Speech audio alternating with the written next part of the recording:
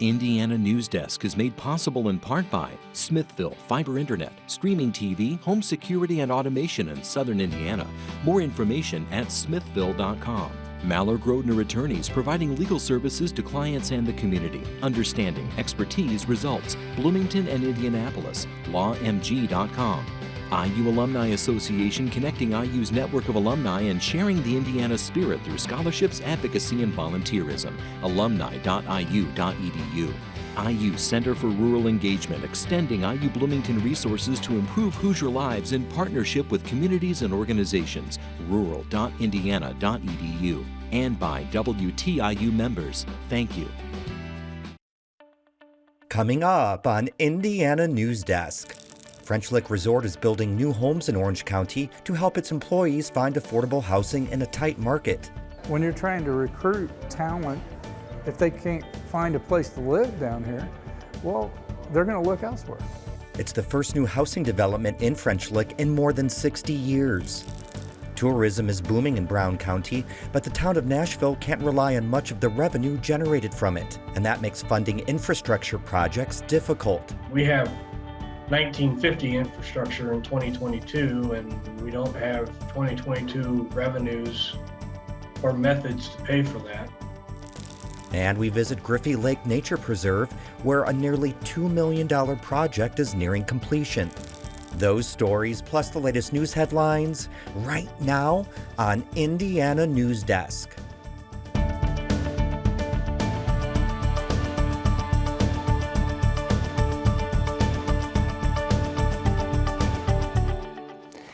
Welcome to Indiana Newsdesk. I'm Joe Wren. Well, Democrats are putting the pressure on their GOP counterparts to suspend the state's gas tax. The tax varies every month depending on the average price of a gallon of gas. And with prices on the rise, the state's gas tax will increase in June. As Kayan Terra reports, Hoosiers are already paying one of the highest tax rates in the country. Sticker shock is probably the best way to describe it if you filled up your gas tank recently. And Democrats are asking their Republican counterparts at the State House to help erase the burden. There's no reason why the state of Indiana shouldn't step up to the plate and help people. And I would hope that the governor and the Republicans will get on board and say, hey, we're going to suspend this tax credit. The average price of a gallon of gas in Indiana is $4.52. That's an increase of almost 60 cents just in the past month. A lot of that can be attributed to the high cost of crude oil, but a significant chunk is also taxes. There's a 32-cent state gas tax on every gallon you fill up. Indiana is also one of the 16 states that imposes a sales tax on gasoline based on a statewide average gas price. For May, the rate is about 24 cents per gallon, and it will go up in June. A federal gas tax adds another 18 cents a gallon. Combined, about 75 cents per gallon of what you're paying at the pump are taxes. I think that anytime that there is an automatic increase of something, a tax that's going on, it certainly should have to be voted on every year. I don't think that we should have tax increases that happen just because. Most of Indiana's gas tax revenue goes to help build and maintain roads and bridges. But Democrats argue that the state can replace dollars lost during the gas tax suspension with the billions of dollars Indiana has in its budget reserves. Democrats are urging the governor to call a special session so lawmakers can pause the state taxes through Labor Day. For Indiana Newsdesk, I'm Kayan Tara. High gas prices aren't the only thing affecting Hoosiers these days. A nationwide shortage of infant formula has parents scrambling to find formula and the government looking for answers. President Biden invoked the Defense Production Act earlier this week to increase production domestically, and a bill is heading to the president's desk that improves access to formula for families in need. The shortage has been brewing since Abbott Industries, which produces about 40% of the domestic supply of infant formula, closed a plant in February due to contamination. We're joined now by Dr. Laura Watson, a clinical assistant professor at the IUPU Columbus School of Nursing. Welcome to the show, Doctor. Thank you so much. Glad to be here. So how important is breast milk or formula for infants? I mean, what makes this such a crisis? Well, formula was developed with specific balances of nutrients designed to assist infants to grow and be healthy. It was developed to ensure the correct needed amounts of the nutrients were provided. So therefore, the correct formula is very important to infants. The shortage is concerning as there are many women who cannot breastfeed for different reasons, and so formula is their alternative to providing nutrition for their infants. So infants are fed strictly human milk or formula until about 6 months of age. Therefore, a shortage of formula for these infants is very concerning. Yes, you talk about this being an alternative, but are there alternatives to formula that mothers can turn to? It's a great question. So human milk obviously is the best method for feeding infants, but formula is the alternative to that human milk. I've seen several recipes on social media for homemade baby formula recipes, and the American Academy of Pediatrics advises against using homemade formulas. There are specific components of nutrition in formula essential for the growth and the development of infants. Formula provides those components.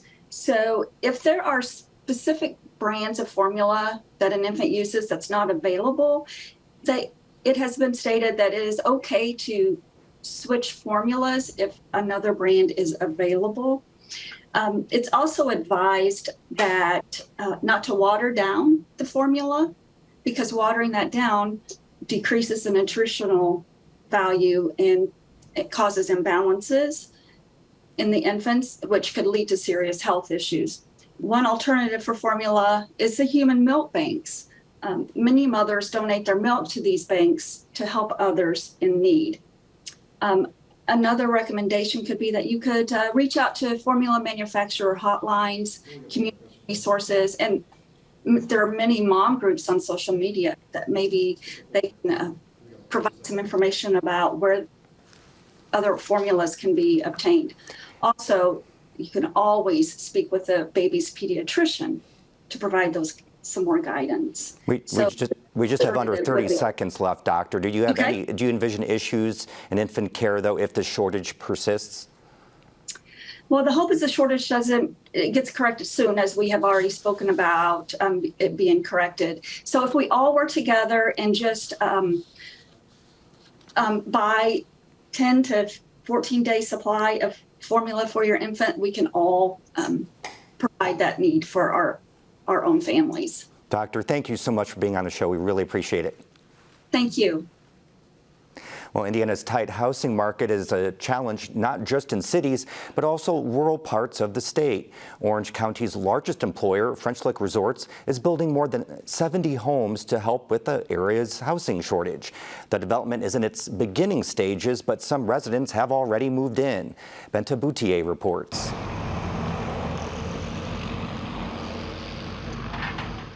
Home construction surrounds Springs Valley Elementary School teacher Katie Pierce, who moved into her new house in West Baden Springs just 3 weeks ago. Hers is one of the first to be built by French Lick Resort. Pierce is from Orange County and wanted the opportunity to come back and work. She'd been shopping for places without much luck. Really, if you were going to buy a home here, you had to buy a fixer-upper.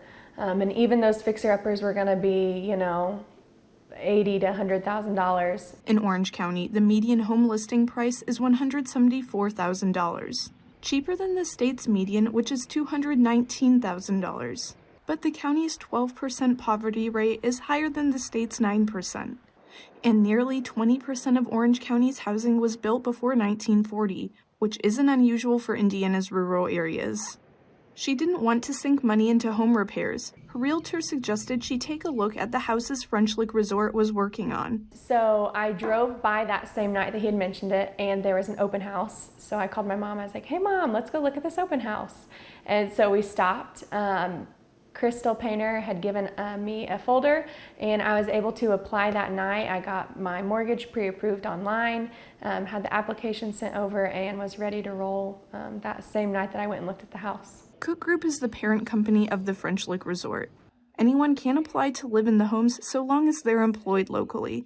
Crystal Painter says it's the first development to come up in the community in more than 60 years. I think that's just something you're going to find in rural America, unfortunately. The towns have been built out, and then we have farmland and acreage that is owned by people that maybe weren't so willing to sell that land. But as things are changing and town is growing and our county is growing, I think those conversations are starting to happen. Her organization has been acting as the realtor for the homes and helps match buyers with local lenders. The houses will vary a little in size, but will all have 3 bedrooms, 2 bathrooms, and a 2-car garage, going for $155,000. I think the short-term impact is getting our existing community into stable and secure housing that they can be proud of and grow their families in. I think long-term, it's going to be a good recruitment tool for our employers. The money made selling one house gets invested into building the next one, and so on. According to the Indiana Housing Authority, for every 100 new jobs created, only 28 new housing units are built. That compares to 56 new units nationally. Chuck Franz says that aligns with feedback the company got from its employees, who said finding local housing was next to impossible. I mean, you're hearing this from your existing employees, but think about recruitment. When you're trying to recruit talent, maybe in our case, culinary talent from Louisville, or hospitality people graduating from Purdue or Indiana University, if they can't find a place to live down here, well, they're going to look elsewhere. A Regional Opportunities Initiative study examining the housing conditions in the region shows that an increasing number of residents in its 11-county area of study are commuting out for work. Franz says continuing development in the area will take infrastructure support like roads and sewers that he doesn't have the authority to build on his own. They plan to build another, smaller development in French Lick near the resort. Pierce says now that she's moved in, she's ready to root herself in the community and develop her professional life. She says without this opportunity, she'd be renting somewhere or living with her parents looking for a place. So living here now is so surreal. Like some days I'm like, oh, I have a house. For Indiana Newsdesk, I'm Bente Boutier. Cook Group is planning a similar development with 300 units for Owen County, with construction starting as early as this fall. Well, the state found harmful PFAS chemicals in the treated drinking water at 10 Indiana utilities in its first round of testing. Indiana Public Broadcasting's Rebecca Theo reports, while none of the utilities had PFAS above federal health advisory level, there's still cause for concern. Because all of the utilities had PFAS below the federal health advisory level, the state isn't requiring them to take action right now. But the Environmental Protection Agency is expected to set limits for how much PFAS are allowed in drinking water soon. Indiana University professor Lisa Kamandoulas studies the health effects of PFAS and also sits on the EPA's Science Advisory Board for the chemicals. She says those limits could end up being a lot lower than the advisory level. So other states are being a little bit more aggressive in how they're attacking this problem, because they do understand that there are health effects, adverse health consequences from exposure to these chemicals at very low levels. Most of the utilities that had PFAS in their water were in southern and central Indiana, like Tennyson Water Utility in Warwick County and Danville Waterworks in Hendricks County. For Indiana Public Broadcasting, I'm Rebecca Thiel. The state will test larger utilities next year. Kamandoulas says people with private drinking water wells should get them tested for PFAS. A judge dismissed all charges against Vox Booker, Sean Purdy, and Jerry Cox Thursday. They're the 3 men involved in a racially charged incident at Lake Monroe on July 4th, 2020. Everyone realized with all of the racial tensions that have been going on in our country that trying to resolve this kind of situation through a criminal trial was not ever going to produce a very good outcome. It's the first time a criminal case in the state has been resolved using restorative justice. Booker took to Facebook in July 2020, posting a video and describing what he says was an attempted lynching by a group of white men. The post garnered national media coverage at the time. The FDA authorized a COVID-19 booster shot for healthy 5 to 11-year-olds this week. Officials are hoping the extra dose of vaccine will enhance this age group's protection as infections rise again. And we do have a very effective vaccine, and it's being analyzed and looked at very carefully, especially for young kids. The CDC must now decide whether to formally recommend the booster for this age group. Coming up next on Indiana Newsdesk. Nashville's tourism industry is booming, but officials can't count on it to fund the town's growing needs. And a new walking path and fishing pier are among new amenities at Griffy Lake Nature Preserve just north of Bloomington. These stories and more right here on Indiana Newsdesk. Your favorite member benefit is getting better and bigger. This is wonderful. Over the next year, Passport is adding new shows and doubling the number of episodes for you to stream. They give us all that they've got. From your favorite cooking and travel series. Even the stairs are breathtaking. To history specials and award-winning documentaries. Better and bigger. That really is the fun part. Stream on any device with Passport on the PBS Video app. Year after year, PBS has been bringing you the news you trust. We care about the things that are going to affect the lives of each and every American. The in-depth analysis you need. What we normally see in these big crises. And the true stories that have to be told. We're a place that people can come not just to find out what happened, but why it matters. It's all thanks to the support of viewers like you. Thank you. And stay tuned to America's most trusted network. Welcome back to Indiana Newsdesk. U.S. economic sanctions on Russia due to its continued invasion of Ukraine could open up Indiana utilities to cyber attacks. Indiana Public Broadcasting's Rebecca Thiel reports an Indiana University expert says hackers could cause electricity shutoffs, causing anxiety. Last spring, hackers held access to a large oil and gas pipeline for ransom, and a few years ago, Russian spies tried to gain control of a Kansas nuclear power plant. Von Welch is the director of IU's Center for Applied Cybersecurity Research. He says hackers used to be more financially motivated, targeting things like credit cards and social security numbers. But these politically motivated attacks are becoming more common.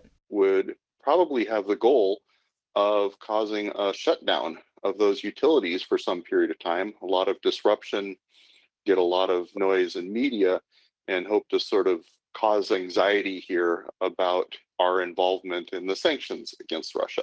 Welch says that's why it's important for utilities to prepare for cyber attacks by practicing what they would do if their computer systems went down.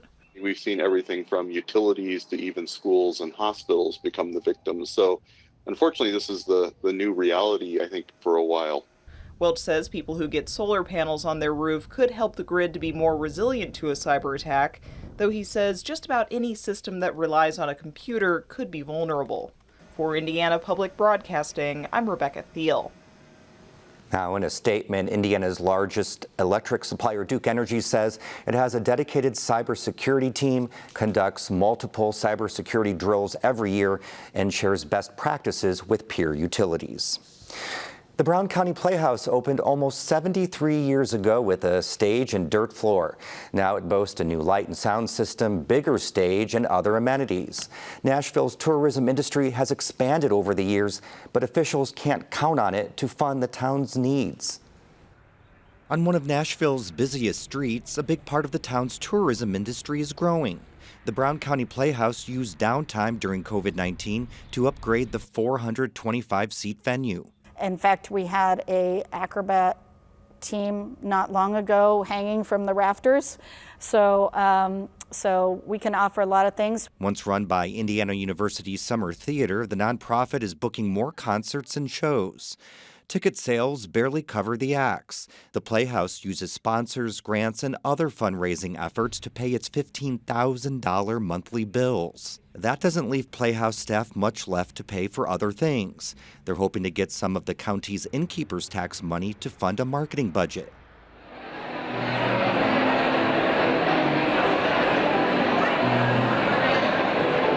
The innkeeper's tax is used to promote tourism, including the new 2,000-seat Brown County Music Center, and the food and beverage tax pays for public restrooms and parking. That doesn't leave much to fund city services. A full music center almost doubles the town's population. You're going to have to provide extra water to them. You're going to actually have increased capacity needs for your sewage treatment plant. Who pays for that? Crocker says the burden lies on the town's residents. The money that it generates doesn't really fall over into supporting the community. Since it's nonprofit, they don't pay property taxes, and any of their profits, none of that goes back into the tourism industry. The town grew only a few hundred people from a decade ago, not enough to increase the tax base to fund infrastructure needs. If we can't somehow support the people that live here, then we can't support the tourism either. A fire ripped through a couple downtown shops in March. The town's volunteer fire department was able to contain the fire, but Crocker said this time they were lucky. We're all smushed in here into the town, so if one building burns, another building burns, another building burns.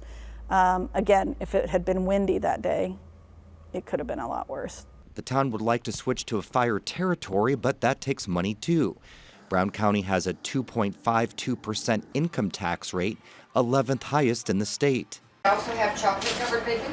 Oh, we may stop back by. Okay. Tourism does bring jobs, but Crocker says the mean income of a Nashville resident is 19% below poverty level. And municipal consultant Dax Norton says the town is looking at $15 to $20 million worth of water and sewer maintenance work. There's only one way to raise that revenue to pay that debt, and that's raise rates. Nobody wants rates raised, but how else are we going to do this? Norton says the new federal infrastructure bill will bring a lot of money to the state in the next 5 years, and the town is working to qualify for it. And the town could gain a big customer to its water and sewer plant. Brown County State Park is looking to fully connect to Nashville's utilities. We have 1950 infrastructure in 2022, and we don't have 2022 revenues or methods to pay for that. You can't go into too much debt because of constitutional debt limits, so you're kind of stuck. The town also has a hard time drawing a large industry tax base due to the terrain and utility capacity. Norton says the town and county are partnering to work on bicycle pedestrian infrastructure and sidewalk connectivity. Guevara says the Indiana legislature tightly controls what local governments can do, which greatly affects how small towns can raise revenue. And the state's priority now is to cut taxes. Rather than saying, is there anything that we can do to help local communities more with some of the challenges they're facing, their choice is to say, let's put it in the hands of taxpayers. Indiana collected nearly $1 billion more in taxes last month than the state budget projected. That puts Indiana on pace for budget reserves that could top $6 billion. The people of this town want to keep it a small town. They love their small town. But unless we grow or unless we do something creative to bring money in, we don't have enough money to support the infrastructure for a small town. And if you've gone out to Griffy Lake lately, you likely noticed a lot of construction work along the causeway. But that's not the only improvements at the Nature Preserve north of Bloomington. Pat Bean has this report. Headley Road has been repaved, a guardrail installed, and a new walkway added along the lake. But one of the highlights of the construction project may be the new fishing pier. They're all part of the $1.85 million endeavor called the Griffy Lake Loop Trail and Accessible Fishing Pier project. People did used to fish off the causeway. It was just jumbled riprap. And even though this project isn't completed, we've seen plenty of people fishing from both the pier and the fishing spots that are sort of bump outs from the trail out into the lake. The pier is located across the road from the boathouse on the north side of the lake. It will be accessible via a new paved walkway that will allow hikers access to trails on the north and south sides of the lake. Before the walkway, the road was the only way for hikers to reach the trailheads. People are out here in the dark quite often, and a lot of drivers just aren't expecting people on the road, so we're eager to get people off the road on a safe way to get to the trails. The handicapped accessible walkway will also serve as a connector on the east side of the lake for what will be a 6+ mile Griffy Lake Loop Trail. The new trail will eventually circle the lake using existing trails on the north and south sides, along with some new trail construction. None of the trails now on both sides of the lake allow walkers to completely loop the lake unless you get a little creative. People do make their way around the lake, however it's very treacherous in spots. There's some exposed bedrock that makes it hard to keep your footing. Work is also underway shoring up the trail system around the lake and adding signs to help navigate them. Funding for this phase of the project came out of the $10 million bond approved in 2018, although Cotter says plans for the project date back to 1983. While this portion of the project is nearing completion, there's more work to be done. Park commissioners approved a nearly $6 million bond earlier this month that includes money to complete the loop on the west end where the dam is located. That will include stairs up from the parking lot at the dam to the top of the dam, and then a new surface across the dam and some fencing and signage. And then there will be trails cut on the north side and south side of the lake to link up existing trails to allow for a contiguous loop. Cotter says the second phase of the project should be completed by the end of 2023. The initial phase will be done this summer, and the city is planning a ribbon cutting for the new pier on July 29th. Once finished, there will be more reasons to enjoy Griffy, a lake that lured Cotter back to the area to watch over. I think people really appreciate being able to get out off work or out of class and make it out here in an evening without having to go all the way down to Lake Monroe or out to a state park or something. So as a community, we're very fortunate to have it, and we're trying to take good care of it. For Indiana Newsdesk, I'm Pat Bean. That's the end of this program, but our work continues online as we cover the news throughout the week at WTIUnews.org. Have a great weekend.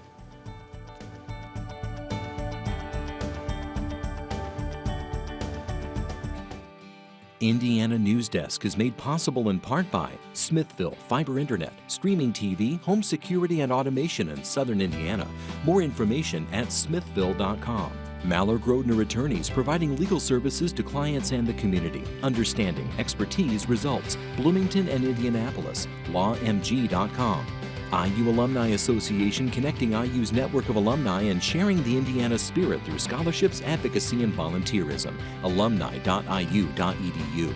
IU Center for Rural Engagement, extending IU Bloomington resources to improve Hoosier lives in partnership with communities and organizations. Rural.indiana.edu. And by WTIU members. Thank you.